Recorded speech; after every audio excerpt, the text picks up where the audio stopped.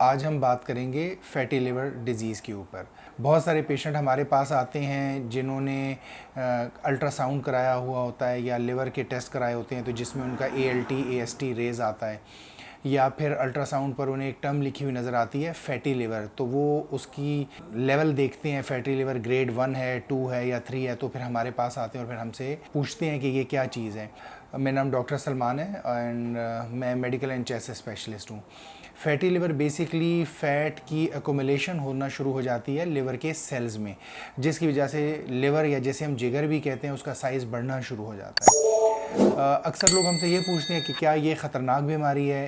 Until unless ये grade 1 है, grade 2 है, तो इसमें शायद इतना ज़्यादा कोई प्रॉब्लम नहीं होता, लेकिन जब ये ग्रेड 3 या 4 की तरफ चली जाए, या जिसे हम ये कहते हैं कि ये कन्वर्ट हो जाए CLD या डीकम्पनसेटेड लिवर डिजीज़ में, जैसे हम DCLD भी कहते हैं, तो ये ख़तरनाक भी है और जानलेवा बीमारी भी हो सकती है। पहले फैटी लिवर डिजीज़ के कुछ कंपोनेंट है, जैसे हम कहते हैं नैश या अल्कोहलिक फैटी लिवर डिजीज़, जो कि अब metabolic dysfunctional associated fatty liver disease बन गया है, लेकिन हम इसे अल्कोहलिक फैटी लिवर डिजीज़ या नैश ही कहेंगे क्योंकि ज़्यादातर लोग इसी नाम से जानते हैं। इसके रीज़न्स अब क्या हैं?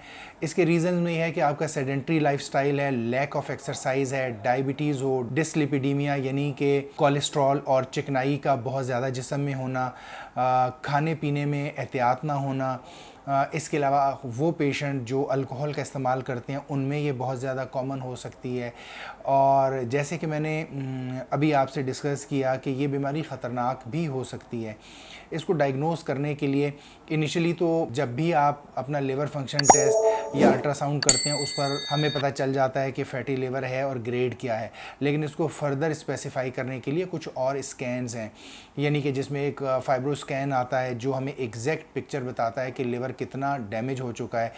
इनिशियली पहले हम लिवर बायोप्सी किया करते थे, लेकिन अगर हम इसकी ट्रीटमेंट की बात करें तो वो लोग जिनको फैटी लिवर डेवलप हो जाता है, इसमें कोई मायूसी वाली बात नहीं है। अगर वो अपनी शुगर को अच्छा कंट्रोल करें, कोलेस्ट्रॉल को अच्छा कंट्रोल करें, खाने पीने में बहुत ज़्यादा एहतियात करें, सब्जियों का इस्तेमाल करें, फल फ्रूट वगैरह इस्तेमाल करें, इसके अलावा मिनिमम 150 मिनट्स पर वीक एक जो नॉर्मल एक्सरसाइज होती है वो करें।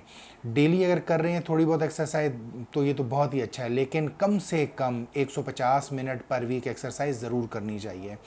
वो लोग जिनको अल्कोहलिक फैटी लिवर डिजीज़ है उनको बहुत ज़्यादा एहतियात करनी चाहिए और अल्कोहल को मुकम्मल तौर पर छोड़ देना चाहिए। जैसे मैंने कहा, ये बीमारी ईज़िली अर्ली स्टेज पे आप इसे कंट्रोल कर सकते हैं और एक नॉर्मल लाइफस्टाइल के साथ अपनी ज़िंदगी गुजार सकते हैं। लेकिन अगर एक दफ़ा किसी पेशेंट में CLD या फिर DCLD कन्वर्ट हो जाए तो इसमें फिर कॉम्प्लिकेशंस बहुत होती हैं। कभी उनको खून की उल्टियाँ आती हैं, कभी उनको पखाने के रास्ते खून आना शुरू हो जाता है, पेट में पानी भरना शुरू हो जाता है, और इस स्टेज पर आने के बाद फिर अनलकीली इन लोगों को या तो ट्रांसप्लांट करना पड़ता है या फिर इसी कंडीशन के साथ वो अपनी लाइफ मिजरी के साथ गुजारते हैं।